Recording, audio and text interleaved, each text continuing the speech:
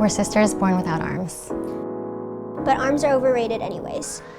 We use our feet to do anything that people would use their hands for. And anything is possible as long as you have the will to try. Bye, we love you. Bye. People replying to my social media has been a challenge at times. Oh my gosh, someone said I would die if I looked like that. Wow. Oh my gosh. Whenever we go anywhere, we are like a walking zoo exhibit. I use my feet for literally everything.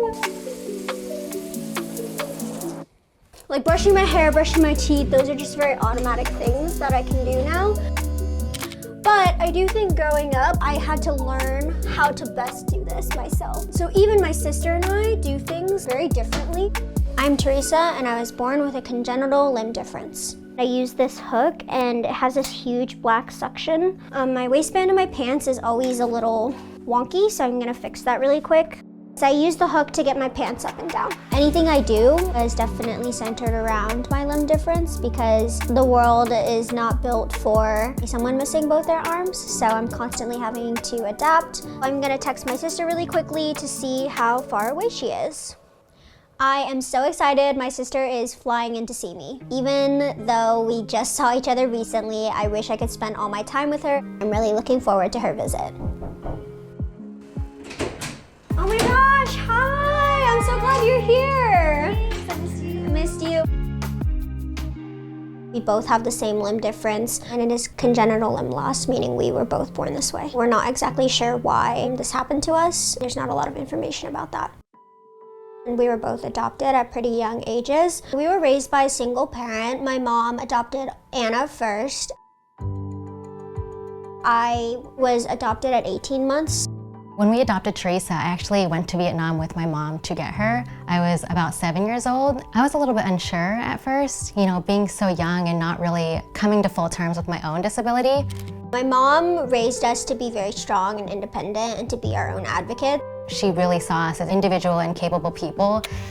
Being 7 years apart definitely came with its challenges. We weren't always super close, but we knew that we could count on each other. I didn't realize until very later in life that is very valuable to have someone that I'm close with that shares the same experience that I do. We are truly the only ones who understand each other, and having that support has been very instrumental to our development in adulthood.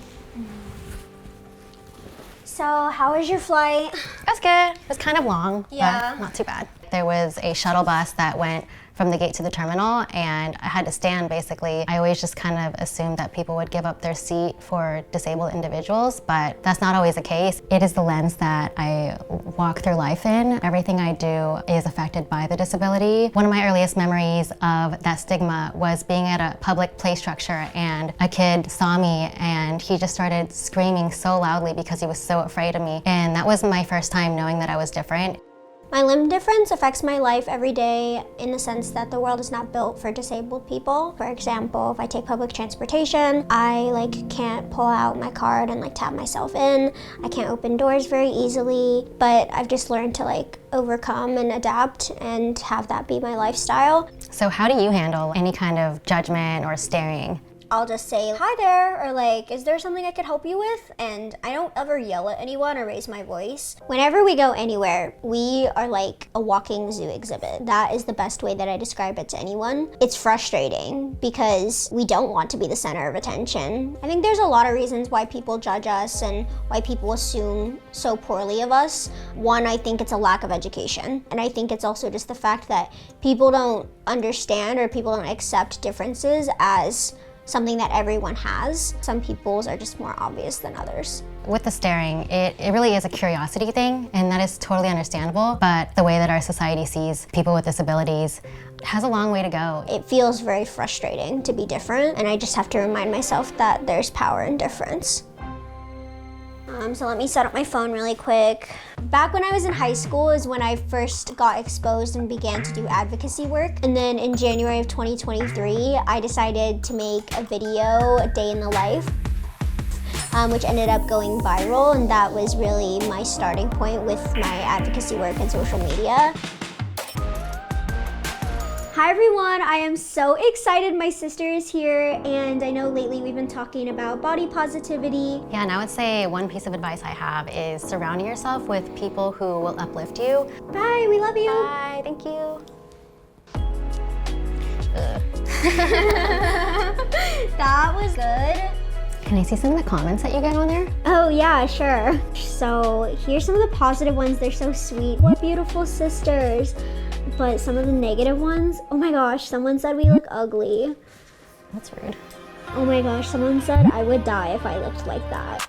Wow. Oh my gosh, people are cruel. How do you feel about hearing these people, what they say about your sister and you? It hurts, you know, like that is very hurtful. People replying to my social media has been a challenge at times. People are just awful when they can hide behind a screen. But there's also been an outpouring amount of love and support.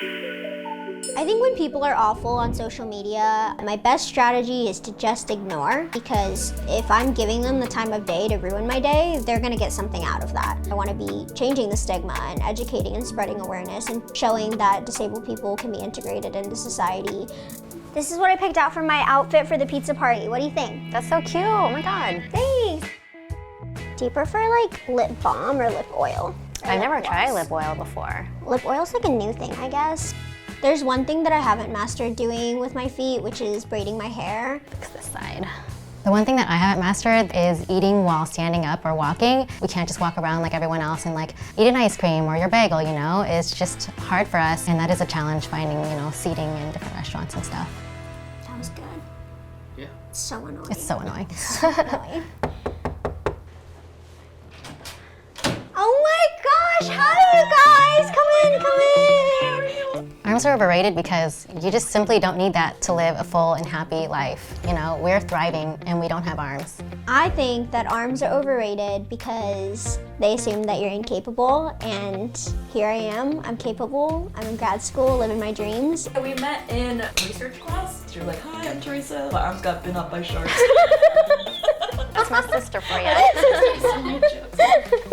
What was your first impression of me? I actually just thought you were a really nice person. You accepted me and I was nervous. Yeah, overall, they're like two of my best friends from grad school. They never like define me by what I'm able to do, what I'm not able to do, and they also recognize like I have differences too and I have challenges, and like we just kind of all support each other in embracing those. Yeah, whenever Teresa gets like judgmental stares, I definitely follow her lead, and yeah, it's always ignore, like, who cares? Knowing that Teresa has friends like Danny and Sonia, it just makes me feel very assured. It's very comforting to me knowing that she has amazing friends like you guys. It just makes me happy. You guys are great people.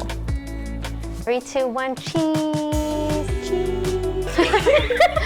What I want people to know about living with a limb difference is that anything is possible as long as you have the will to try. We're just like everyone else. You know, we may adapt and find different ways to do things, but in the end, we're all human and we have so much in common.